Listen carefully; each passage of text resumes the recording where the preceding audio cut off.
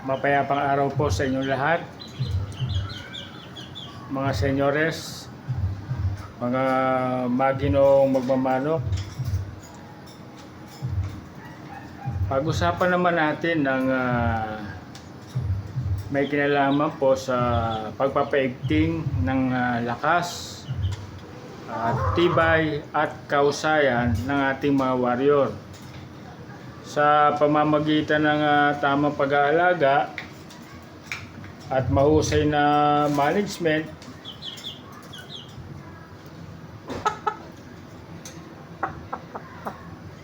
Alam natin na magiging maganda ang kondisyon na makukuha natin kung tama ang gagawin nating management sa ating mga warrior.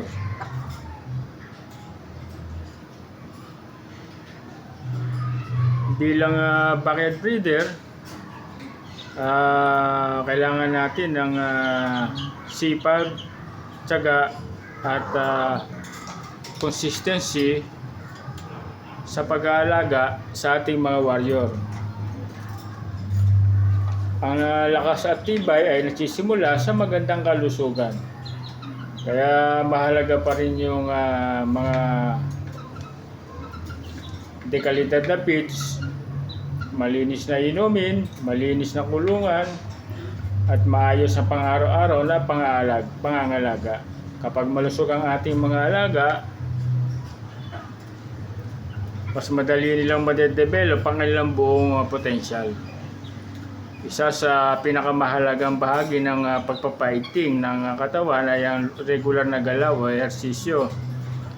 Dito pumapasok yung kahalagahan ng flying pen, sapat na espasyo, at natural na paggalaw. Habang gumagalaw araw-araw ang ating mga warrior, unti-unting namang nade-develop ang ilang katawan at magiging aktibo sila. Mga ka-warrior, ang maayos na muscle development ay makakatulong sa pangkalahatang kondisyon ng ating maaalaga sa pamamagitan ng tamang pagkain, tamang regular na ehersisyo at sapat na pahinga.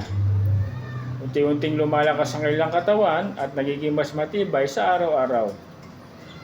Hindi lamang physical na kondisyon ang mahalaga, malaking bagay rin ang maayos na kapaligiran, regular na routine, at mababang stress level.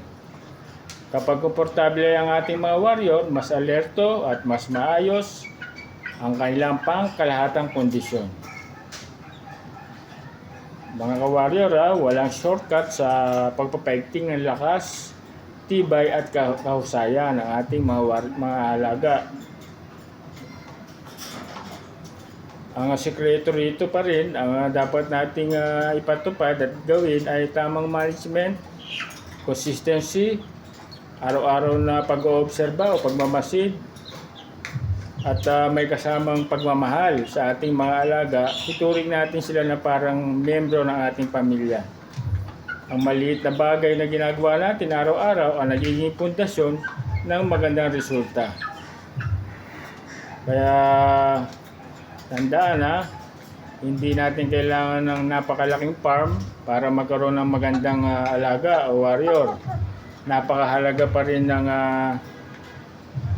tamang pag-aalaga, sipag at tiyaga, mahabang pasensya, at patuloy na pag-aaral o continuous learning. Ang pag-aalaga ng mga manok panabong ay continuous learning.